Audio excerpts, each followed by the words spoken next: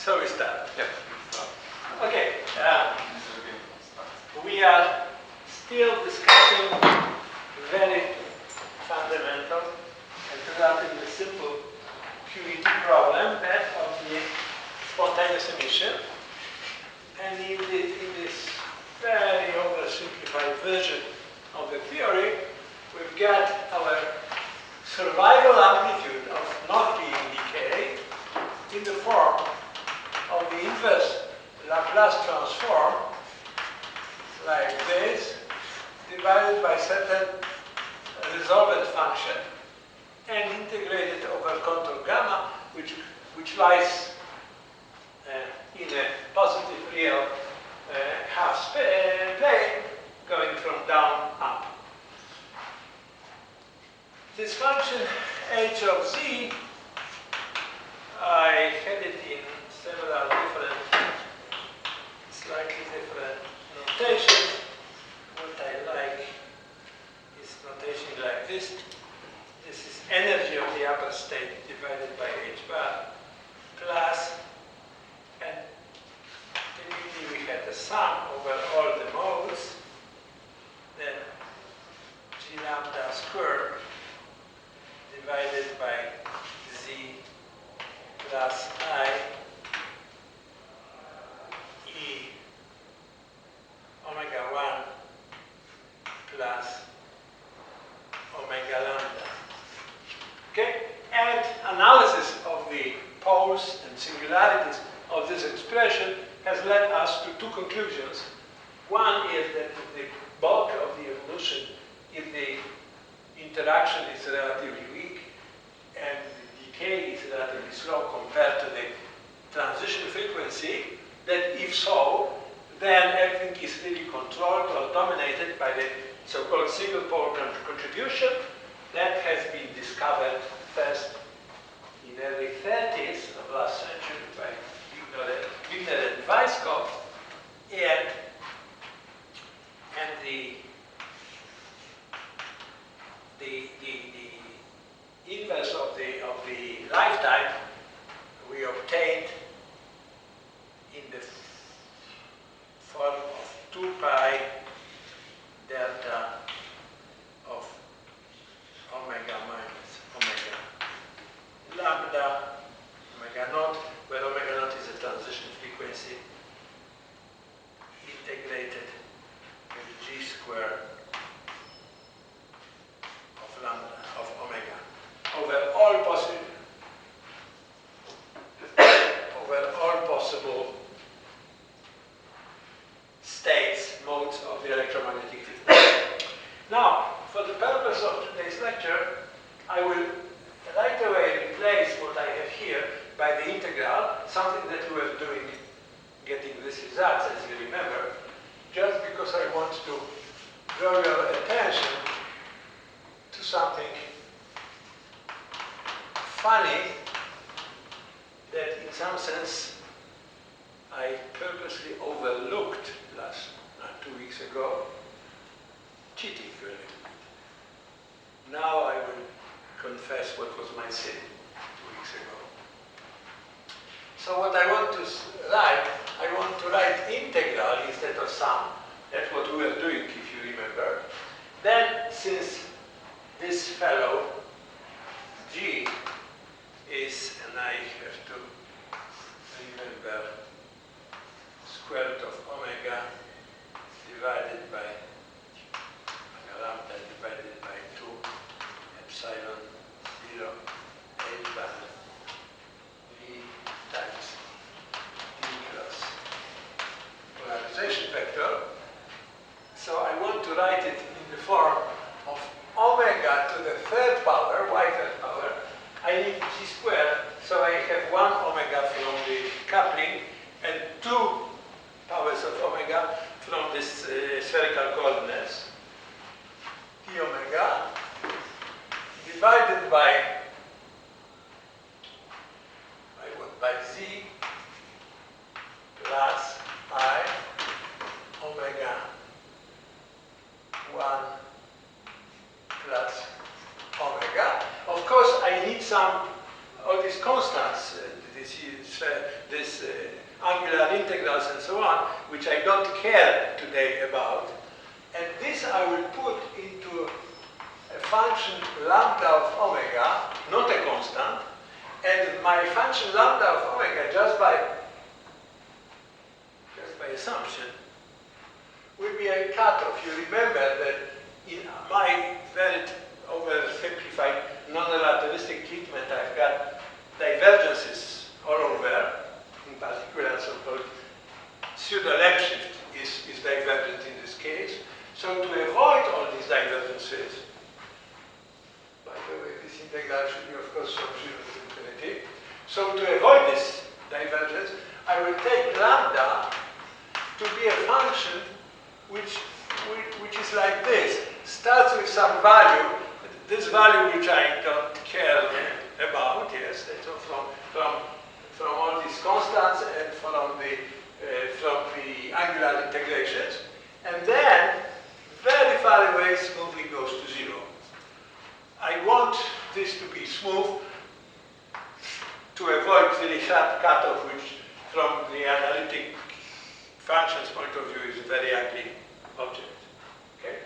So by hand, I cured the divergence, and now it is a finite effect. In particular, if I had such cut of function lambda, then I could give the finite, well-defined formula for the lamp shift just 2 weeks ago. I didn't do it because, of course, this is kind of artificial help that I put by hand. But now, here is my cheating.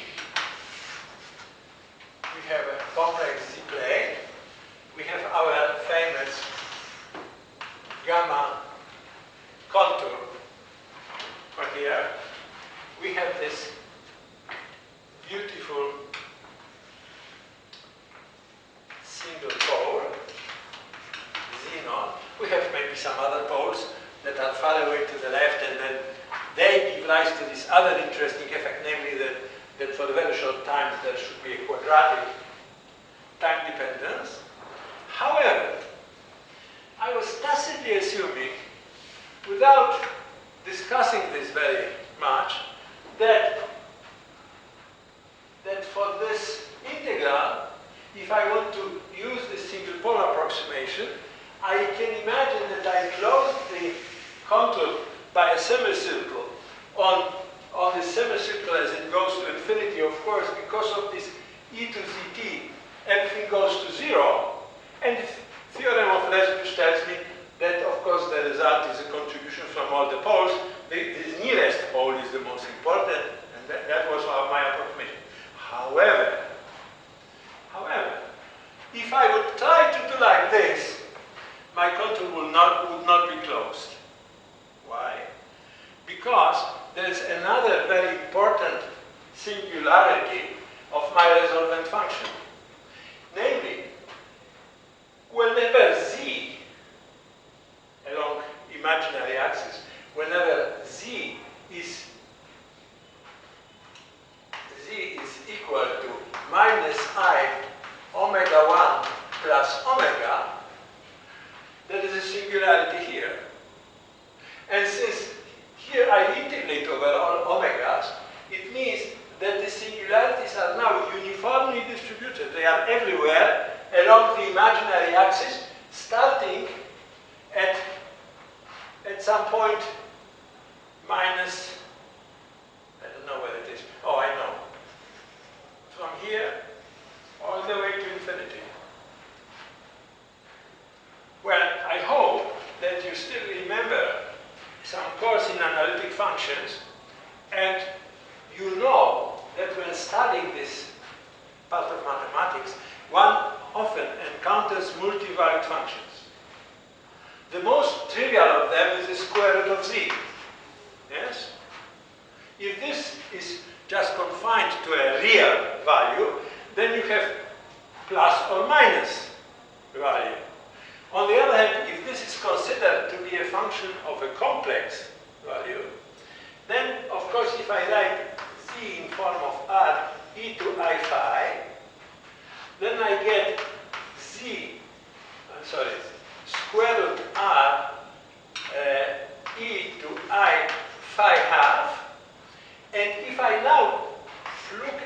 my complex plane, start from some phase equals 0 position and let phi grow, either this way or this way, it doesn't matter.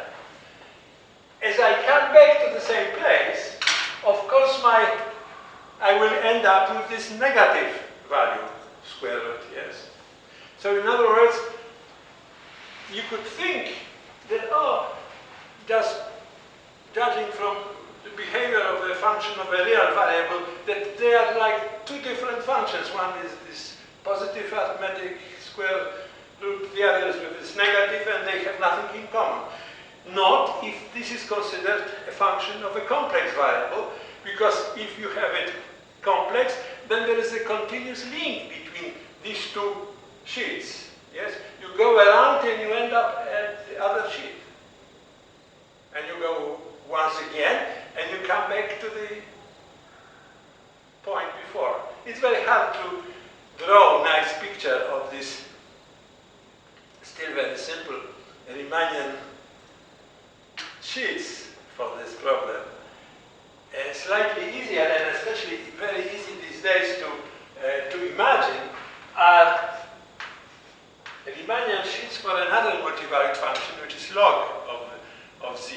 That we remember, of course, this is log of r plus I phi, yes? And again, as phi grows, comes to 2 pi, then I am having different value. So this is infinitely many valued Riemannian surface, which is now very easy these days to understand. It is very much like this garage, yes, where you go around and you are coming on the different floor. Except that this garage has infinitely many stories up and down. Yeah? Okay. So I hope I intrigued you a little bit with this. Well, one thing is just the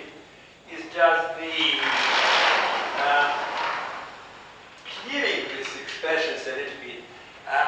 It's nice to place my position of the branching point, namely this beginning of a cut, at 0. And this is of course very easy. We just need to take z plus I omega 1 to be a new complex variable. Just shift this a little bit. What happens when my alpha of t will be still 1 over 2 pi I e to minus I omega t, and the rest will be our integration over similar contour, because I just shifted like this, and e to psi t divided by psi plus I, and now omega naught I will write.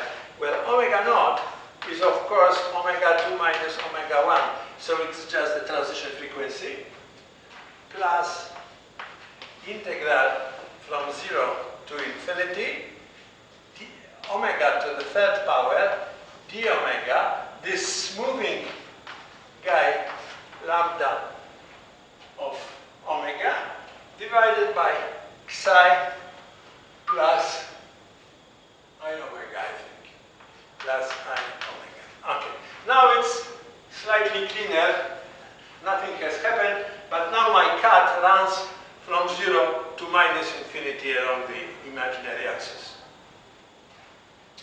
So, how can I cure this disease of contour which is not closing, because if I would use such a contour, I will end up at a different floor of my garage? Well, conventional trick is the following. Now we are on this plane. Here is my cut, yes. Here is my contour. Now I do the following. I go like this. I come back here, go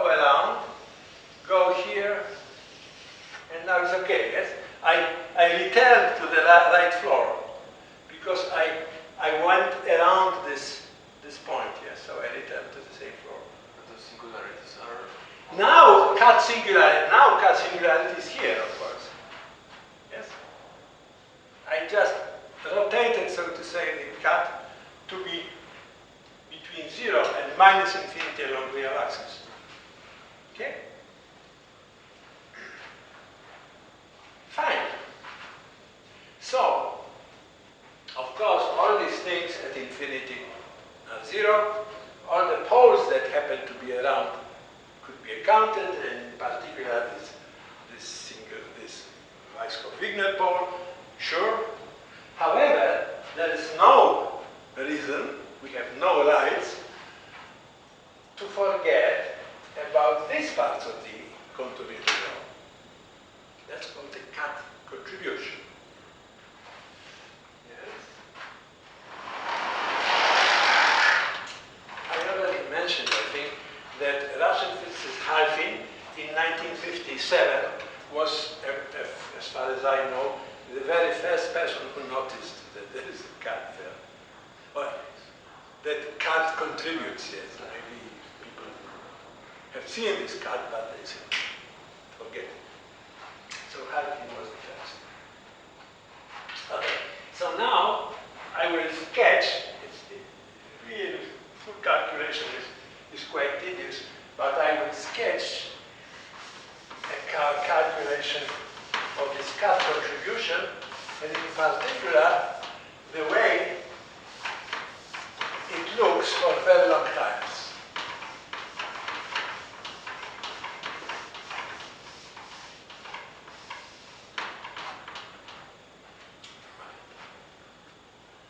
So,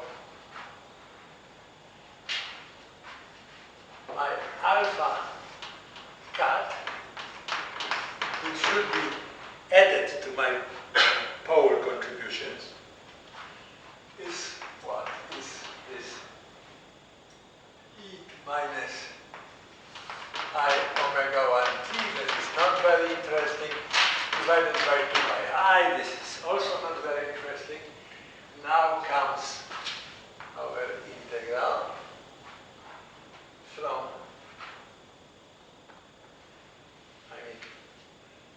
from minus infinity, or no, I better write it from 0 to infinity, e to x t dx, where x is, of course, real part there. So I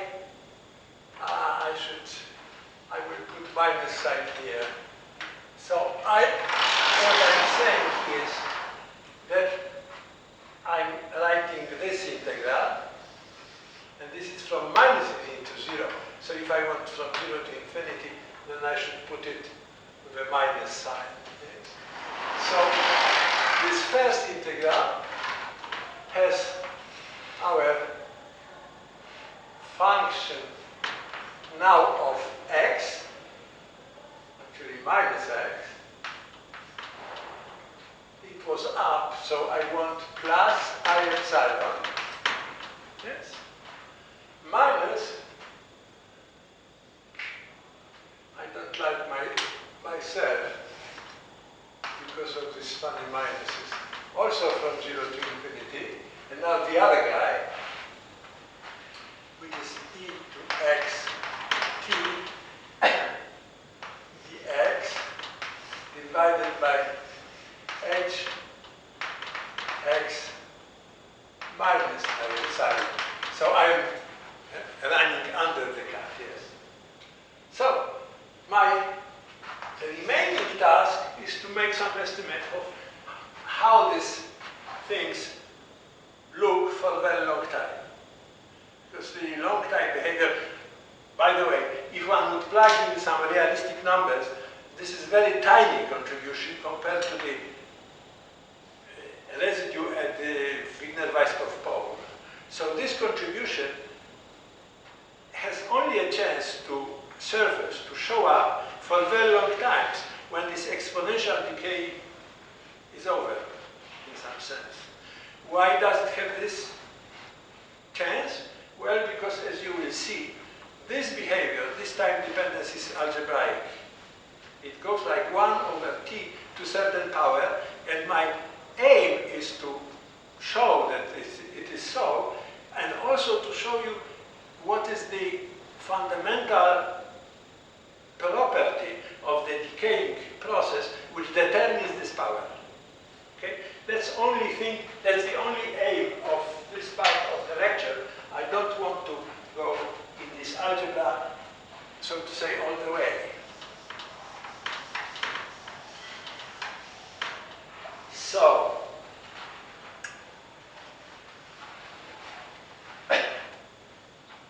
we agree that if we have this difference between two integrals, one, so to say, above the other below, then this stuff which was before times integral 0 to infinity e to xt dx h of minus x plus I epsilon times h of minus x minus I epsilon, which is, this is the conjugate of this, so this is square of the modulus of this.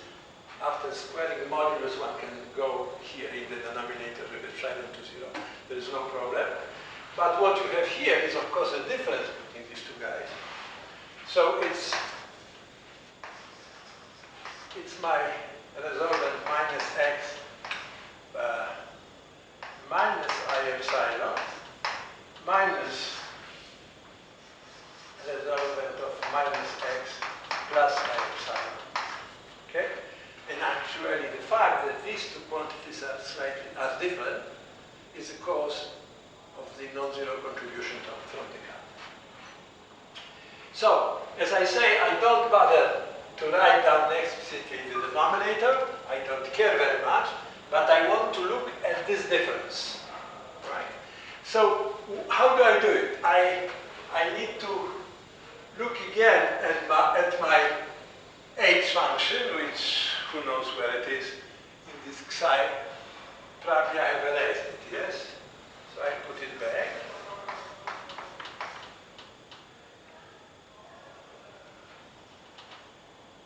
I put it z here again. Z plus I, psi. Psi plus I omega naught plus integral from 0 to infinity.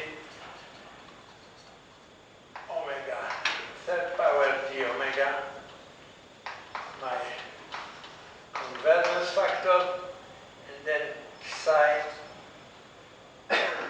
plus I omega. That's what we have. Yes?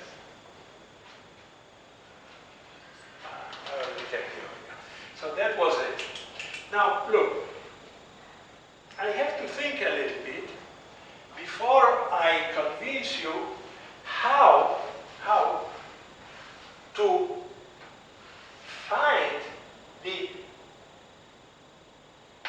value of this function along this cut above and below, because I have to first think of analytic continuation to that region.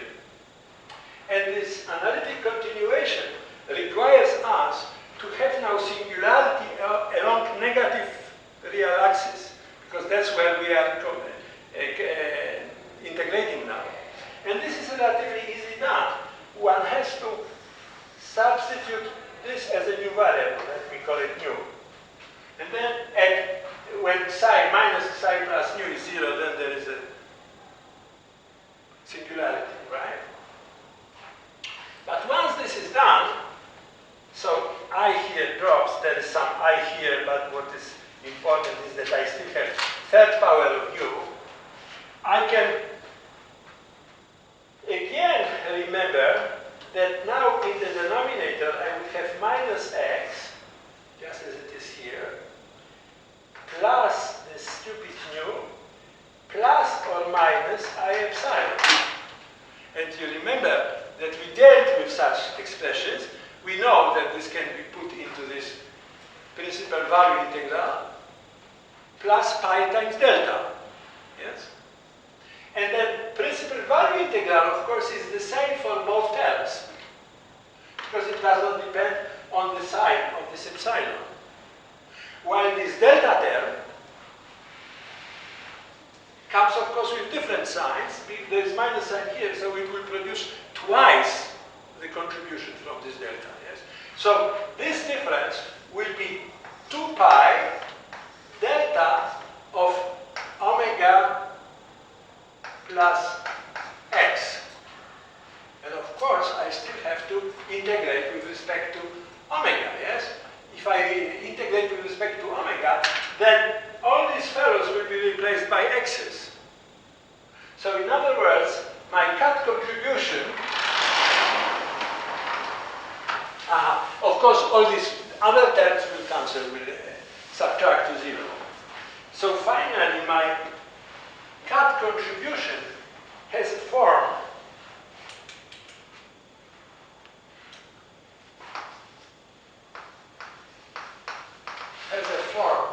e to minus I omega 1t divided by 2 pi I, 2 pi from my Fermi's golden rule, and then integral of something smooth, times x to the third power dx times e to xt from minus infinity to 0, from 0 to minus infinity. Doesn't matter, that changes sign. This something smooth is something that does not go to 0 as x goes to 0. What is important is only this power. Physically, what is important now for my analysis is how the number of states grows with growing energy. And with our situation, this number of states grows like omega squared, and then the coupling has another omega, so there's omega to the third power. This is a very general expression for various decay processes for which initial Hamiltonian is bounded from below, as any physical Hamiltonian should be. And what is really relevant for a long time is only the way it starts off from 0, from this branch point, the integrand. Yes? Why? Because now I put new integration variable equal u, and then immediately get something like 1 over t cubed from this fellow times integral, which would have u to the third power e to minus u and stuff, whatever, of u. Yes? I can always, since this is smooth, as I said, for large t, yes? So then it's only a value of this fellow for infinite time that I need if I want long time behaviors. So in other words, by sketch of this proof, I've shown you that in our model, sorry. Yes? They have minus sign. Where is they minus have sign? this x exponential function to the power of x. Here, yes. Yes.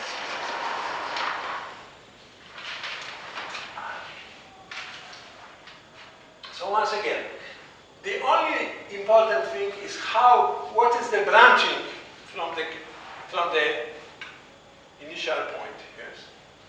The value that I would get with our oversimplified model is not good. Of course, it depends on my cutoff function. Done correctly leads to same power, but really very different value of the expression here. By the way, this has no good expression because this contains this lambda function which I put by hand here. The very first calculation of the more or less correct, there were corrections found later, more or less correct value of this constant for the spontaneous emission was done by my two colleagues, Moskowski and Budkiewicz, in early 70s, well, in mid-70s, I guess. As I say, their formula was also not the final word, so to say, but the calculation was similar to the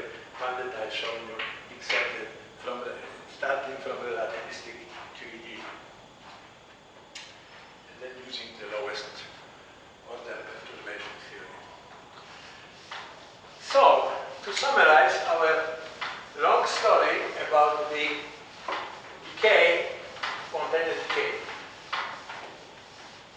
For realistic dipole-allowed transitions, omega naught, or frequency, transition frequency, is typically of the order of 10 to 15, maybe 16 hertz.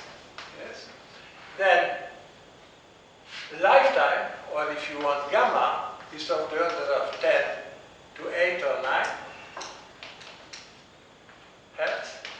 Yes. So in other words, decay is going very slowly. And this exponential decay law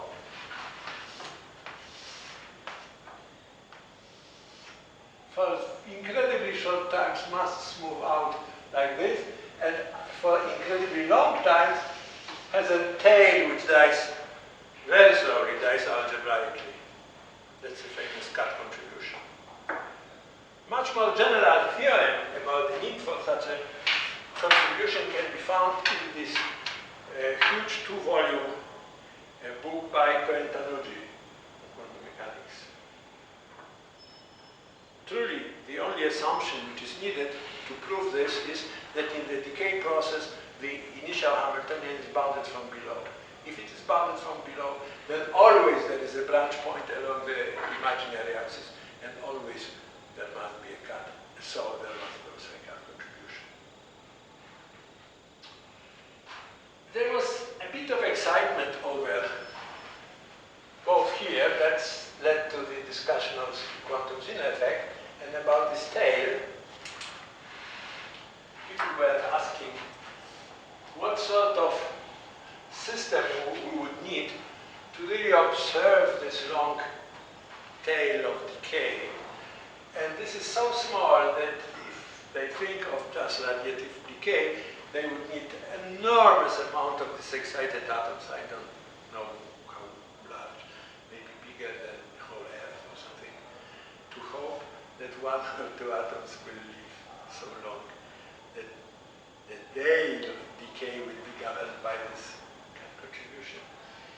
As far as I know, there's no real proof that anything in the radiative decay of nuclei or something was led to the observation of this tail, but speculations are around, and one of the funniest is that in some, at least, models of the Big Bang and then expansion of the universe, some claim that the present-day abundance of some elements is somehow related to the fact that they are already these unstable elements, yes, unstable nuclei, that they were formed so long ago, but in such a huge number, that this tail is now governing the decay.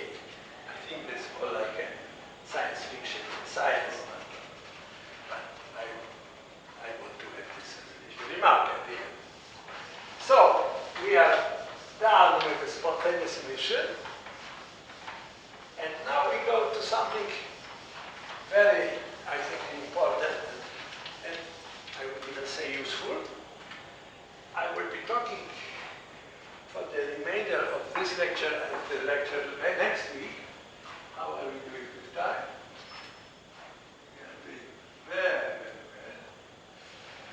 So we will be talking now about the open quantum systems.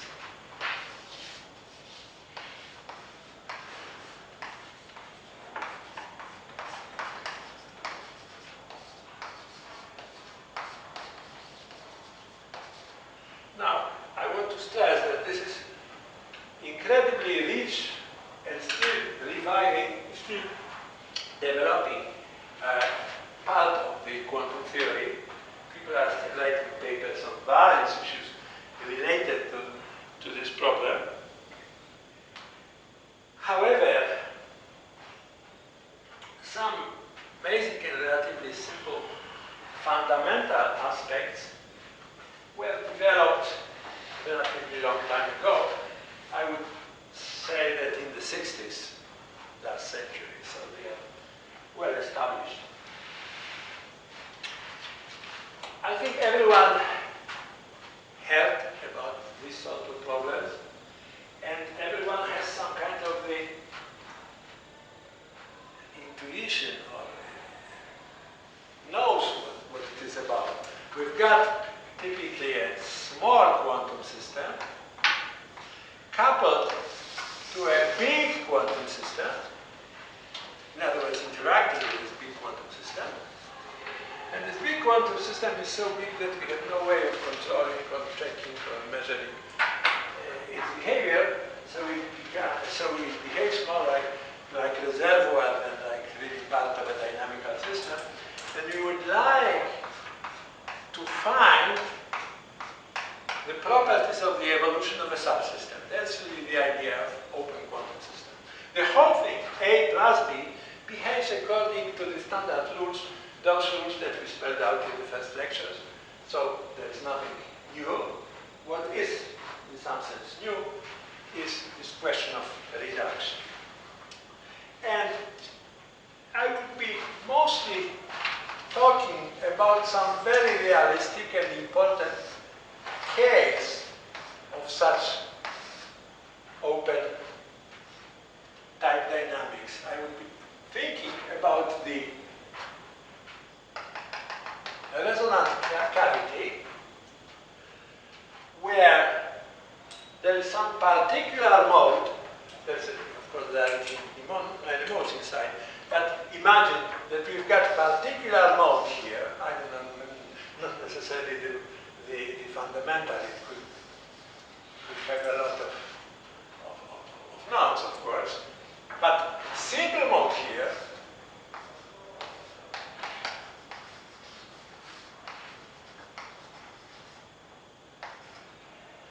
So A dagger, and omega are these properties of this fellow inside.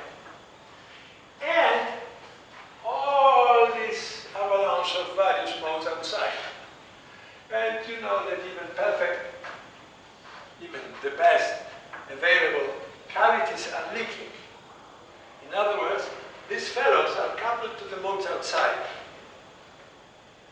And if I excite something, and if I would imagine that outside I would have a vacuum, then eventually all these guys will leak out. If this is really infinite space, then there's really no hope or no possibility that anything will come back, of course, yes. So it's a real loss process, which is, I would say, the best or the simplest or the most intuitive example of the open system. If I try to think about this fellow, this A and A dagger and omega inside, then trying to account for the losses is just the example of the open system dynamics.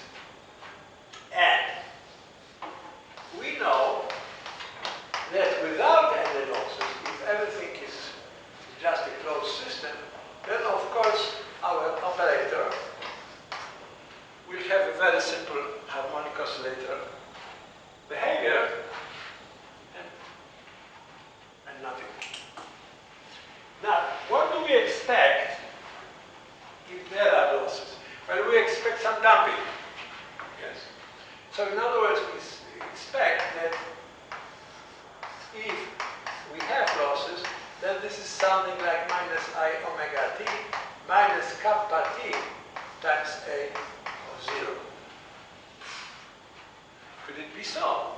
Well, not really, because we know that annihilation as a creation operator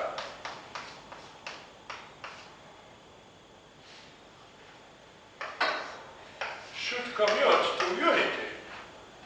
If I would introduce my oversimplified damping here, then of course I will get E2 minus 2 kappa t.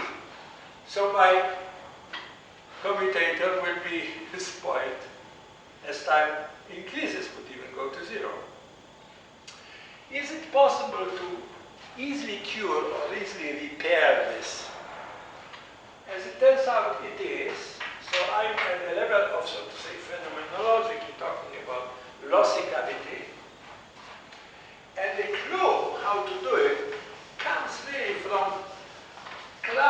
studies of Brownian motions where long time ago, people invoked the notion of the Langevin forces.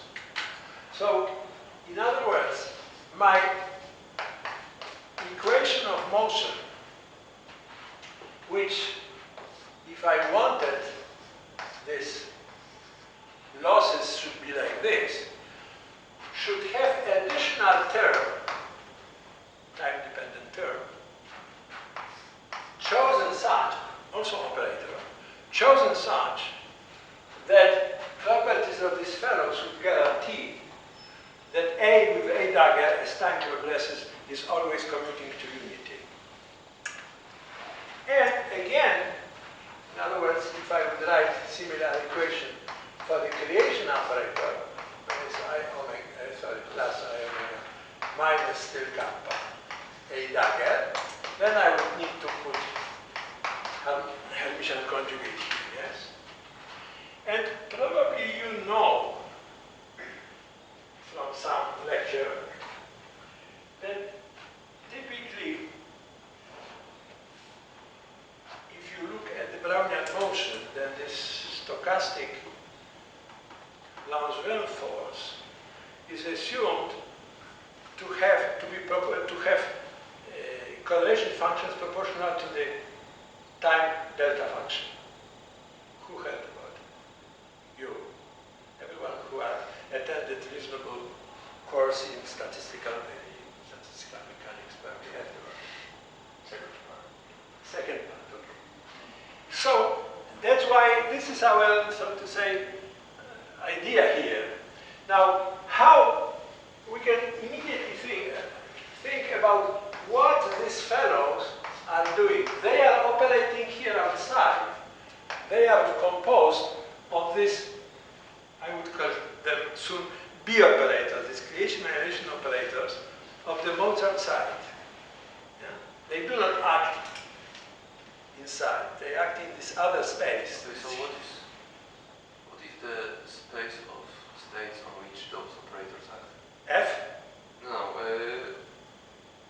No, these guys, of course, will be acting on both subspaces because they interact. Yes? But as you will see right away, the solution has a form of a part which is only depending on A and only depending on F. Yes? Just because it's a linear equation. Yeah? So A acts on inside the box, right? Yeah. And this fellow contains all the rest, all this what is outside. Yes. So, for instance, my typical starting point would be for A operator some maybe Fock state, and for outside all this B, so to say vacuum. Not necessarily it could be thermal state. That's also interesting and important. But say it's a vacuum for a while, yes. So what does it mean? It means that F would annihilate my initial state, yes. It would be zero. Now, I'm talking and I'm not telling you the whole ansatz.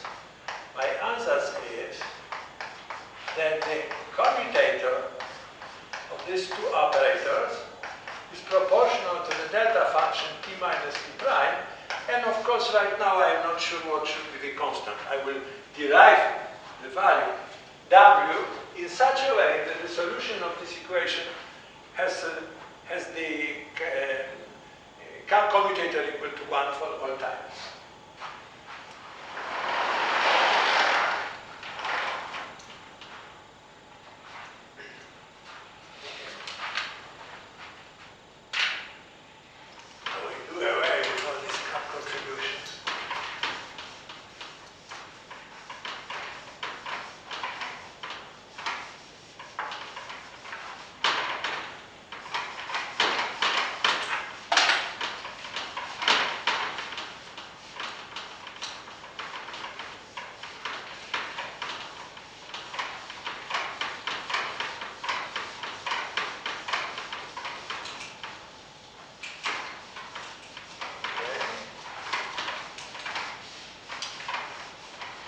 So now I have to solve my differential equation for A. And I can write A of t, solution of homogeneous equation, which is what we started from, minus I omega t minus kappa t, plus some special solution of the inhomogeneous equation, which I think is easy to write. It is e to I omega t plus kappa t times integral from 0 to t e to minus I omega tau, I think minus kappa t.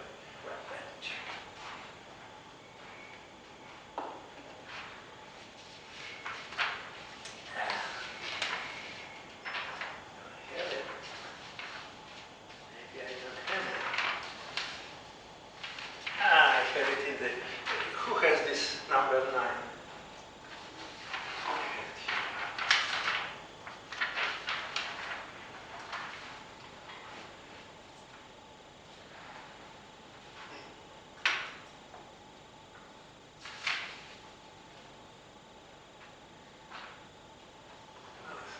I was somehow wrong. This times A of 0 plus nothing. Of course, everyone can solve this equation, but I'm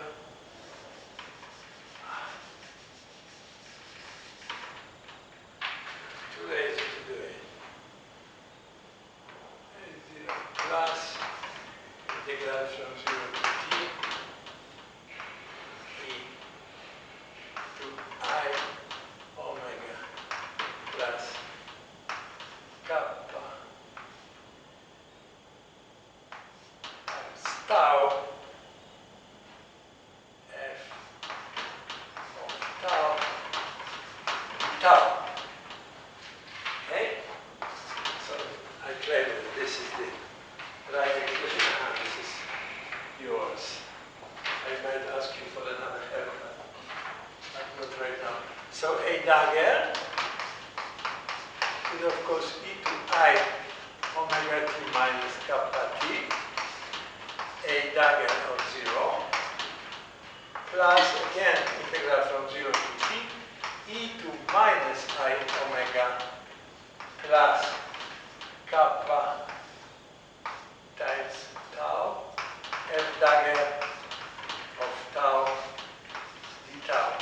And since I'm going to compute the commutator right now, I will put tau prime here, and tau prime here, and tau prime here to make it easier, yes? So now, I want A dagger to be 1. But from here, what did I get? So this multiplied by this, of course, this will cancel, and this will produce e to minus 2 kappa t. Now, this commuting with this gives me 1.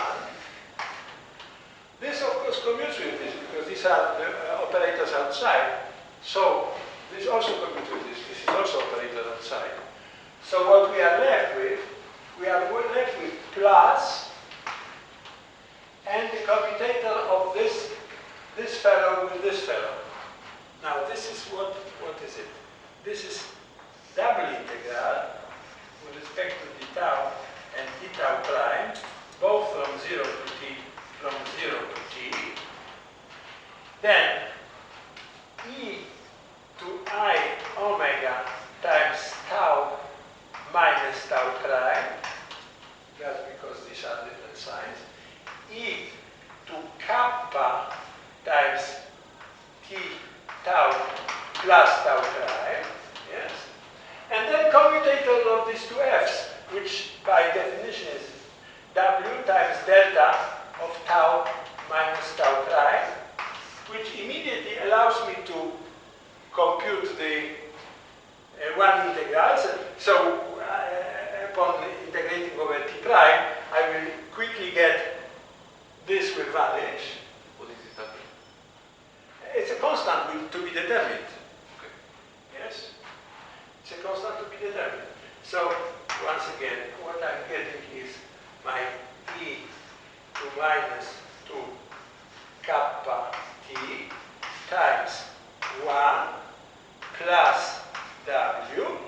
And here what is left is just integration from 0 to t e to 2 kappa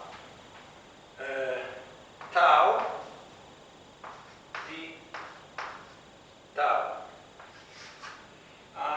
Something bothers me, and what bothers me is a sign. I don't know why.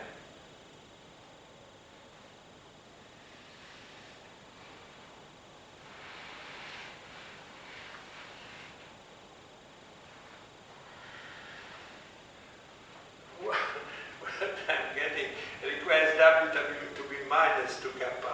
That should be 2 kappa. I don't know what I did wrong. I did something wrong evidently. Kappa t. This is 1 plus W divided by 2 kappa. No, it's okay, sorry. Times e to 2 kappa t minus 1, yes? That's it.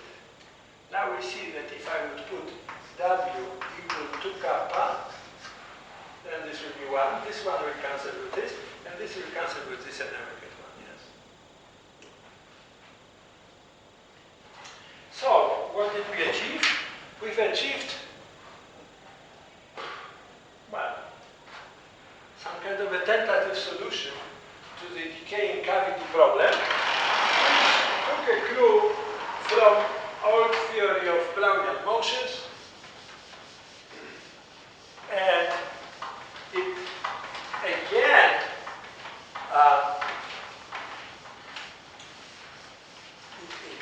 means something that I hope you have from some other people, namely that whenever we have losses, that there are always fluctuations also. There is some dissipation fluctuation theorem which can be proved, and is usually proved in statistical mechanics courses, and this is an example of this phenomenon, namely that we really need these stochastic F forces to, well, to have a decay which is in accordance with the rules of quantum mechanics. Fine. So now we know that we should add to our differential equation for the annihilation equation operators the stochastic elements of F and Ft. We also understand that whatever the state psi we take for the A mode and put vacuum here, then if we compute number of quanta as a function of time in such a state, then because F vanishes on the vacuum, then this is our nice e to minus 2 kappa t times initial value of a number operator, yes? And 0. This is not very interesting. We have achieved what we always wanted, yeah? Now let's look at the n square value as a function of time. Well, what is it? This is the same as a dagger of t, a of t, a dagger of t, a of t, times the state that we like. Now, can we just put all these exponents here trivially? Well, no. Remember that this fellow has F dagger, so it excites this operator acting on the vacuum outside, excites something. If it does excite something, then we are not allowed to say that this annihilation operator then gives 0 on it. So in other words, such expression, as it flux in our simple-minded open system model seems to depend on what happens in this bath, in this reservoir. But one can avoid this by normally ordering it, by adding and subtracting A dagger A, plus and minus. For the plus sign, of course, I will get now normally ordered A dagger, AA. Yes? And because of a commutator being equal to 1, I know I now made sure by properties of F that this commutator at any t is 1. Then I will get additionally A dagger A. Of course, all this is at time t, time t, time t, time t. But now, all these annihilation operators are on the right versus creation operators. So now all F contributions will vanish. So what I will get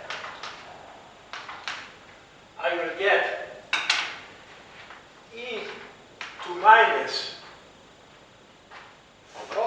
Why it doesn't do before? Well, because here A dagger is here, and A dagger contains F plus, and F plus creates something in the vacuum. But still we have A on the right.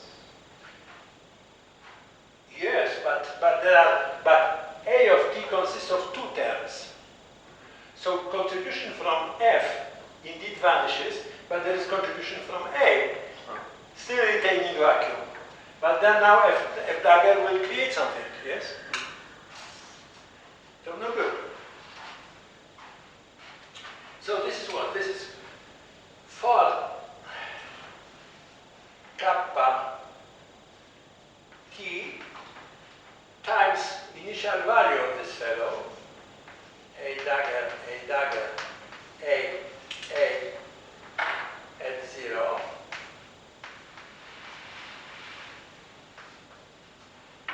plus e to minus 2 kappa t times A dagger at 0, A at 0.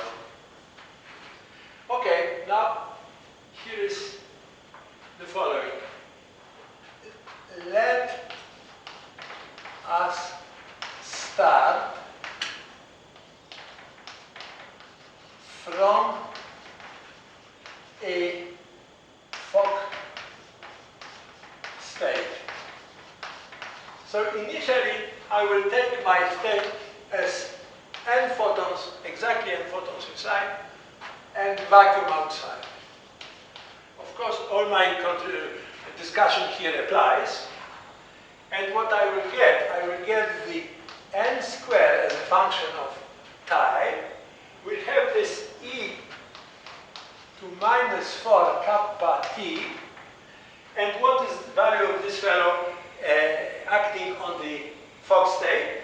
First operator gives square root n times n minus 1 state. And next one gives square root n minus 1. All these two others give also square roots of the same thing. So this is multiplied by n times n minus 1. And this is, of course, plus e to minus 2 kappa t times n. Fine. I want now to look at the fluctuations and the variance of n. So out of this, I have to subtract square of the mean value. Now, square of the mean value here is simply e to minus 4 kappa t times n squared. So it cancels exactly this first term. And what we get e to minus 2 kappa t times 1 minus e to minus 2 kappa t times n. And this is not completely trivial result. Let me show you why.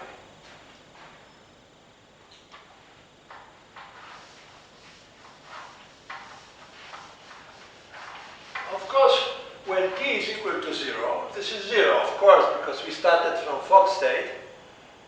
There's no fluctuations, no variance of the photon number. Right? As t goes to infinity, this also goes to 0.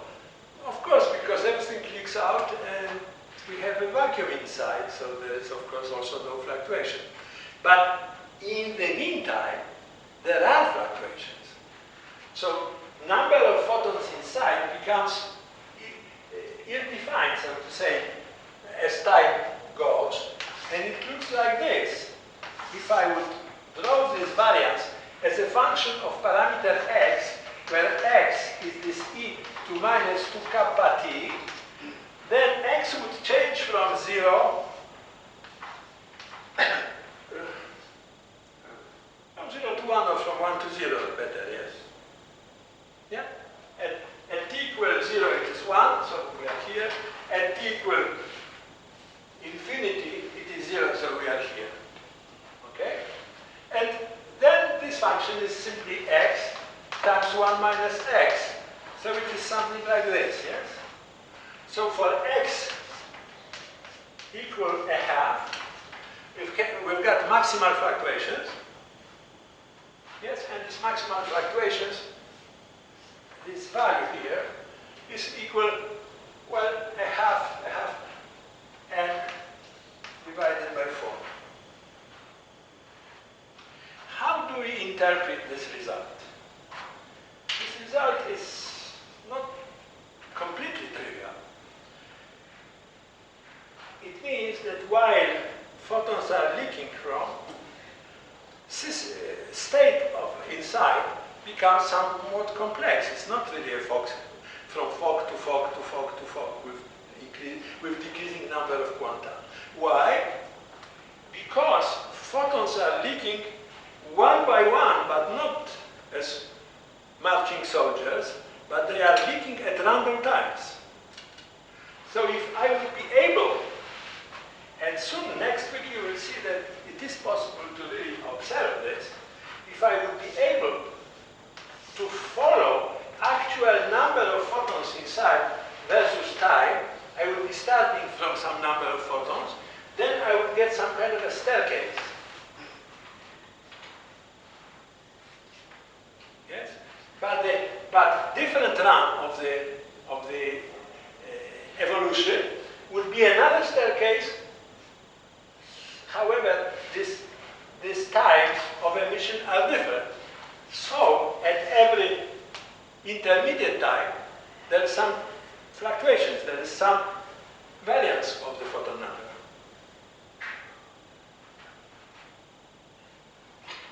Again, jumping ahead to the next week lecture, I will show you first that it is possible to really compute this staircase situation, which is not that remarkable. What is remarkable is that Serge Haroche has observed such staircase with his experiments that led to his Nobel Prize.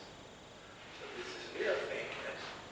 Really, photons are leaking one by one, not leaking in parts or leaking a little bit, looking out and then looking even more out and so on.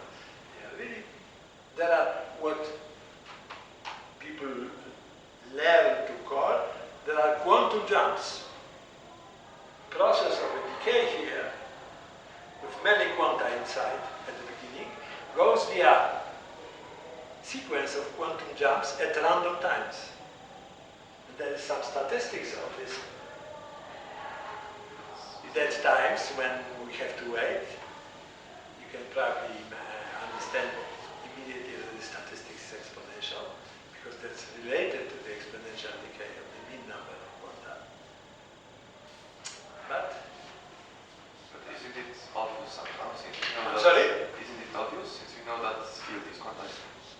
So sure, it is obvious, but what is quite nice is that there is now, and for more than 20 years, a mathematical tool to describe this staircase behaviors, that's first, due to several groups that did it simultaneously.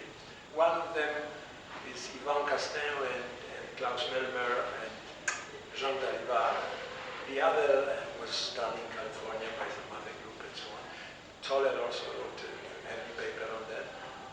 There is a method which is called quantum trajectory method that deals directly with such individual trajectories.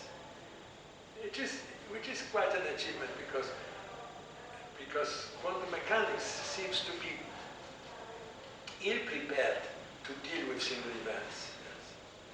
But in this case, it happens so that we know how to describe it, and even more remarkable, I would say much more remarkable, these things were observed.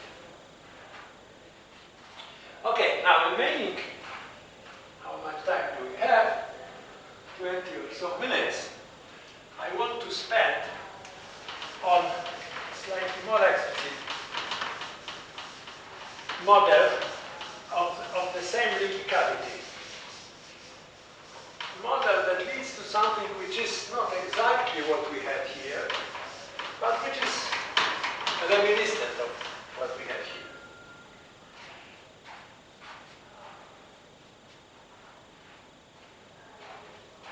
So, now, again my cavity, yes. Again A and A dagger here. Now, since I have a lot of omegas now, I will put capital omega as the frequency of this mode inside. And I've got plenty of modes outside, for which creation annihilation operators will be denoted by B to distinguish these guys. And they are coupled, and coupled in a very simple way, only remotely realistic. So my Hamiltonian, first of all, of course, contains my oscillator inside. I have, as I said, a continuum of oscillators outside.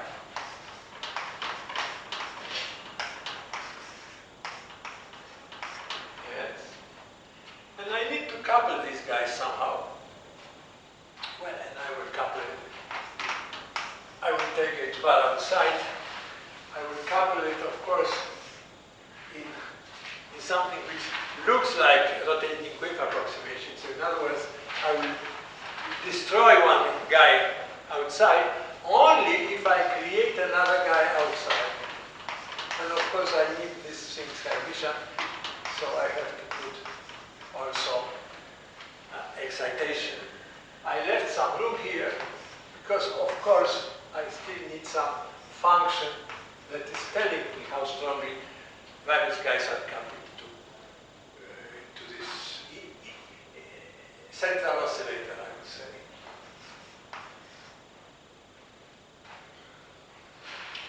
Well, equations of motion, of course, are very simple. A dot would have this minus I omega A, and would have the contribution from here, right, in the form of minus I integral G of omega times B of omega, of course at time t, d omega, yes. Each outside fellow will have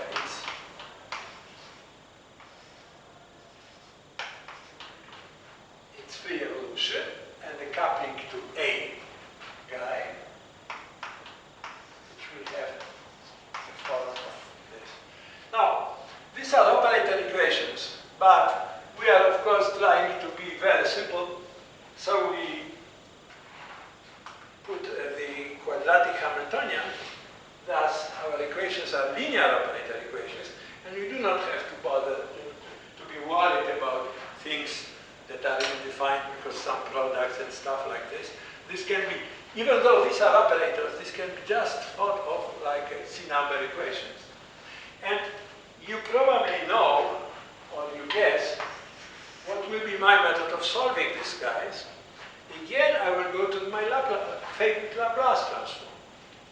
So I will introduce Laplace transforms of A operator and all the B operators, yes?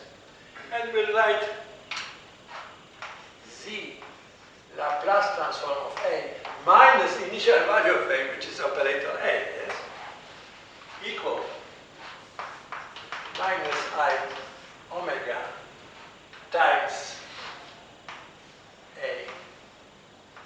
minus I integral G of omega B omega. And also, now I have to be cautious, also all these guys are having initial values. These are the initial operators, yes? Minus I omega B minus I G of omega B.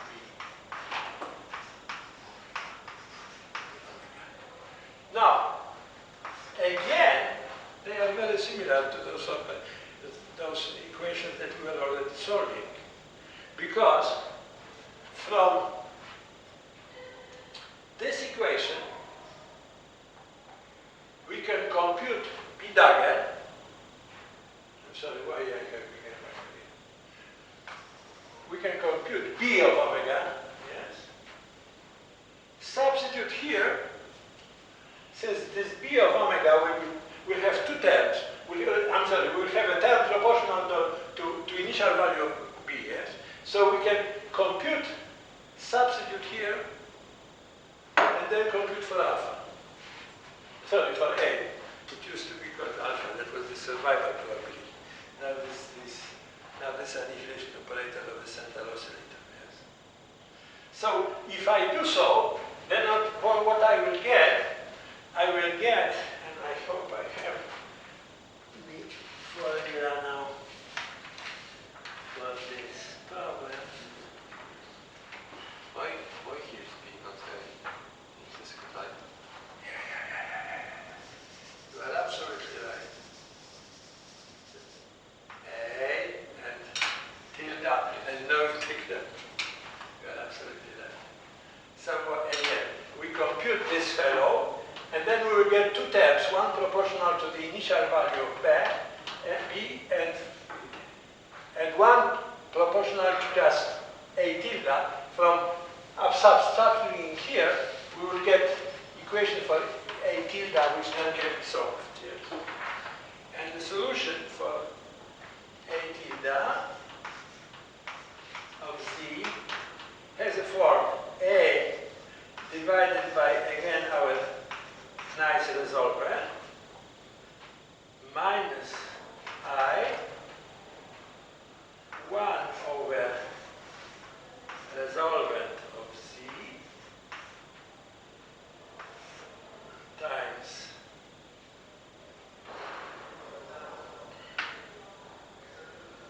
G of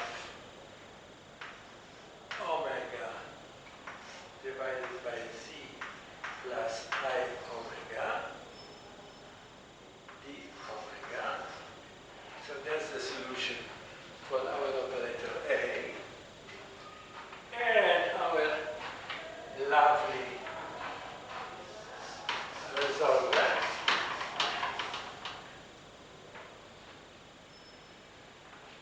comes in the form H of Z equals Z plus I omega plus integral over G squared of omega divided by Z plus I omega d omega.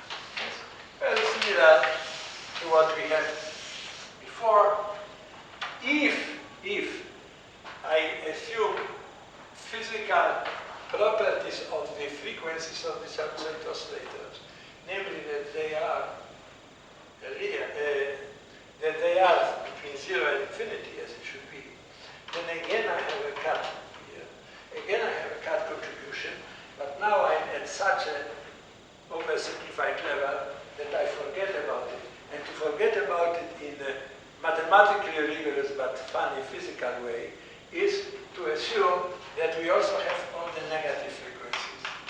If we have negative frequencies, then the cut in the inverse Laplace transform runs all the way from minus to plus infinity. And we are, from the very beginning, on the correct Riemannian surface. We can now close the semicircle, and it will end up in the right place. It will not jump to another floor, because these floors were disconnected by